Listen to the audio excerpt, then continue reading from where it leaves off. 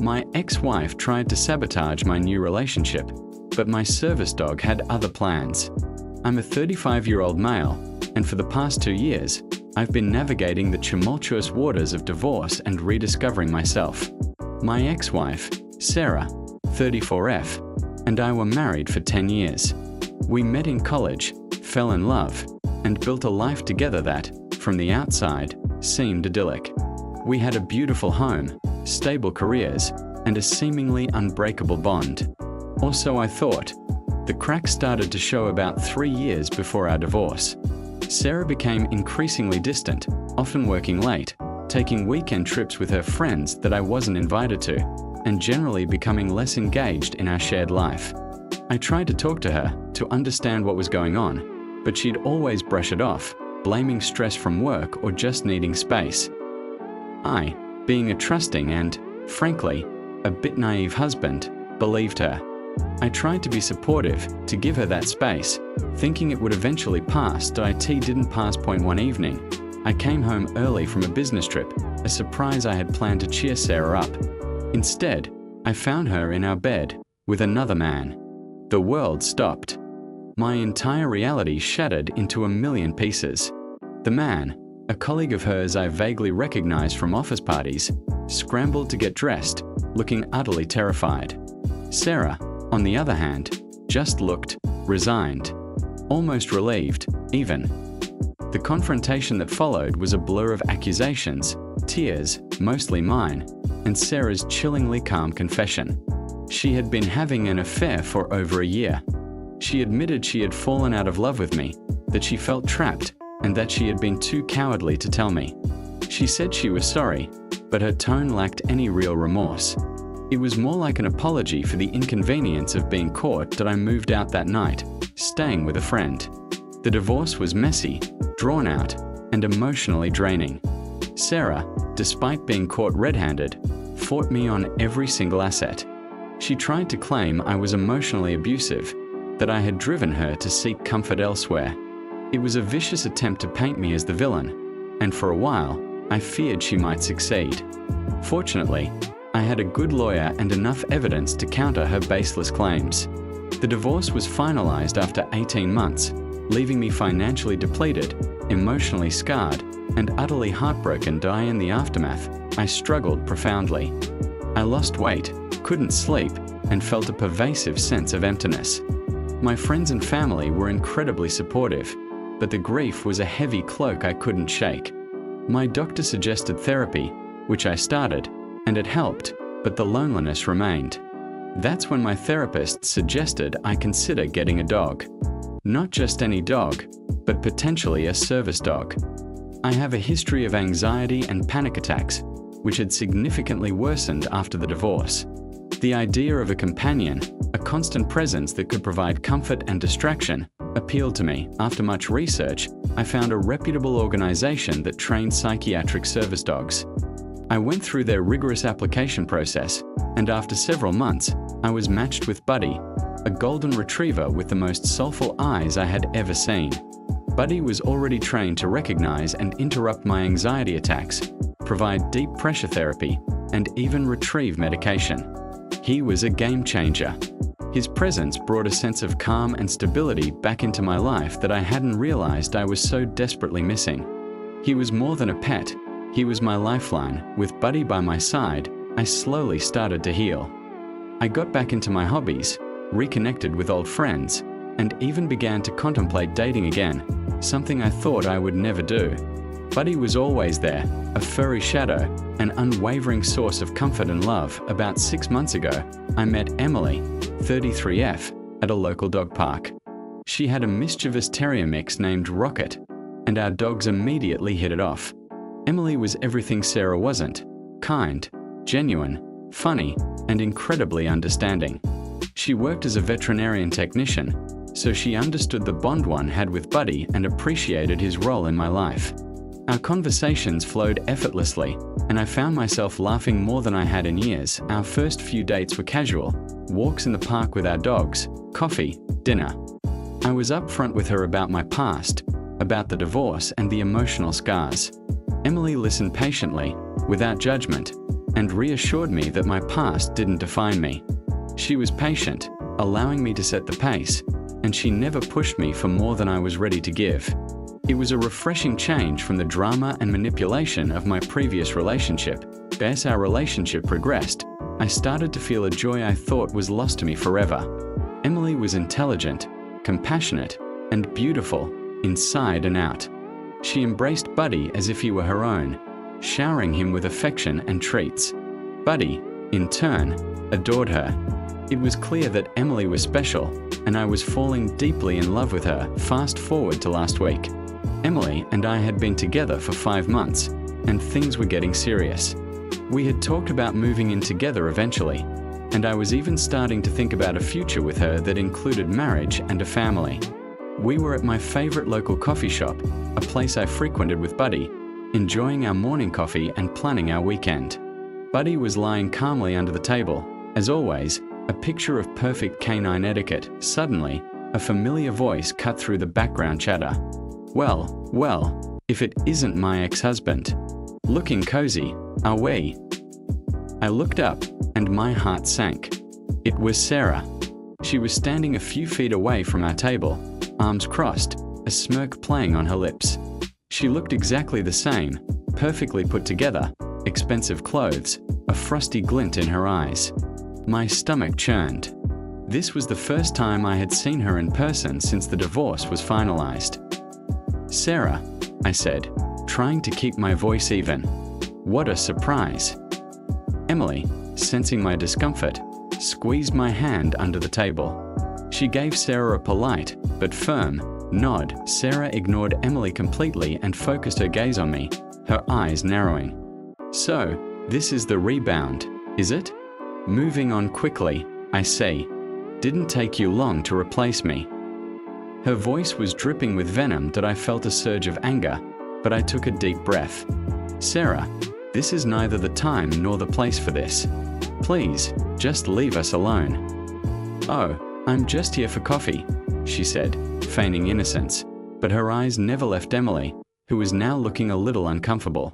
"Just surprised to see you out and about with new company. Thought you'd be wallowing for a bit longer." "I'm happy, Sarah," I stated, my voice firm. "And I don't need your approval or commentary on my life." Sarah scoffed. "Happy? With this? You always did have terrible taste."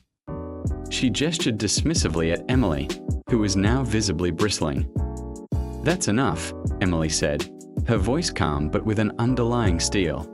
"You have no right to speak to him or me that way." Sarah finally turned her full attention to Emily, a sneer spreading across her face. "And who are you, exactly? Some little dog walker he picked up at the park? Please, you think you can fill my shoes? I practically built his career. I was with him when he was nothing." "I don't need to fill anyone's shoes," Emily replied, her voice unwavering. "I'm with him because I care about him, and he cares about me.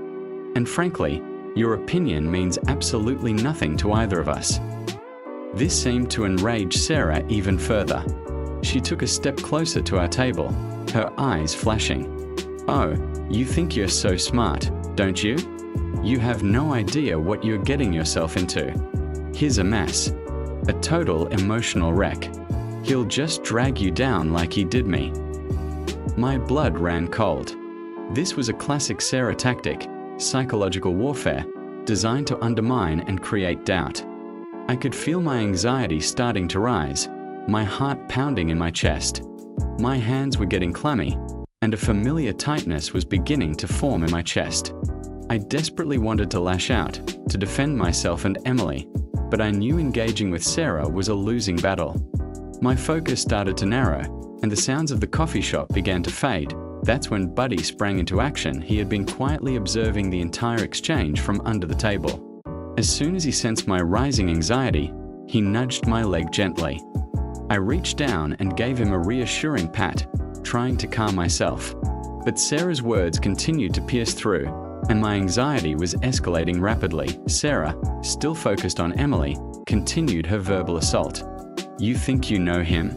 You don't know the first thing about him. He's a manipulator. A liar. He'll sweet-talk you until he gets what he wants, and then he'll toss you aside just like he did me after I wasted 10 years of my life on him. This was a complete fabrication. She was projecting her own behavior onto me, but in my anxious state, her words were hitting harder than they should have. My breathing became shallow, and I felt a wave of dizziness wash over me. I gripped the edge of the table, trying to ground myself. Buddy, seeing the signs, didn't hesitate. He let out a low growl, a sound I had rarely heard from him. It wasn't an aggressive growl, but a warning. It was deep and guttural, a clear indication that he was not pleased. Sarah, startled, stopped mid-sentence and looked down. Buddy then did something I had never seen him do before. He slowly, deliberately, got out from under the table and positioned himself directly between Sarah and our table. His body language was clear. You are encroaching. You are a threat to my person. He stood tall, his golden fur bristling slightly, his eyes fixed on Sarah. He didn't bark, he didn't lunge. He simply stood there, an unmoving, golden barrier. Sarah, who prided herself on her composure, looked genuinely shocked. She clearly hadn't anticipated a dog, especially a well-behaved service dog, to intervene. "What is this thing doing?" she demanded, her voice losing some of its earlier bravado. "Get this animal away from me." "He's a service dog, Sarah," I managed to say, my voice still a bit shaky. "He's sensing my distress. He's protecting me." "Protecting you from what?" "The truth," she retorted, but her tone was less confident. She took a tentative step back. Buddy, with an almost imperceptible shift of his weight, matched her movement, maintaining the exact distance between her and our table. It was incredible. He wasn't being aggressive, but he was undeniably asserting his presence and creating a clear boundary. Emily, who had been watching the scene unfold with a mixture of anger and concern, spoke up. "He's not this thing. He's a highly trained service animal. And he's doing his job. Your behavior is causing his person distress, and he's responding. I suggest you back off." Sarah glared at Emily, then at Buddy, who remained steadfast. She looked around the coffee shop, probably hoping for some kind of support or intervention, but people were mostly just discreetly watching the drama unfold. No one was rushing to her aid. "This is ridiculous," she huffed, clearly frustrated that her attempt to destabilize me was being thwarted by a dog. "You're pathetic, letting a dog run your life." At this point, Buddy let out another, slightly more insistent growl, his head lowering just a fraction. It was enough. Sarah, perhaps realizing she was not going to get the reaction she wanted, and certainly not going to intimidate Buddy, finally gave up with a final, disgusted glare in my direction. She muttered, "You haven't changed a bit," and stormed out of the coffee shop, her heels clicking angrily on the floor. As soon as the door swung shut behind her, Buddy relaxed, turning his head to look at me, his eyes full of concern. He nudged my hand, and I immediately felt the pressure of his head against my thigh, a calming presence. My anxiety, which had been at a fever pitch, slowly began to subside. I took a deep, shaky breath. Emily immediately reached across the table and held my hand. "Are you okay?" she asked, her voice soft with worry. I squeezed her hand. "I am now, thanks to Buddy."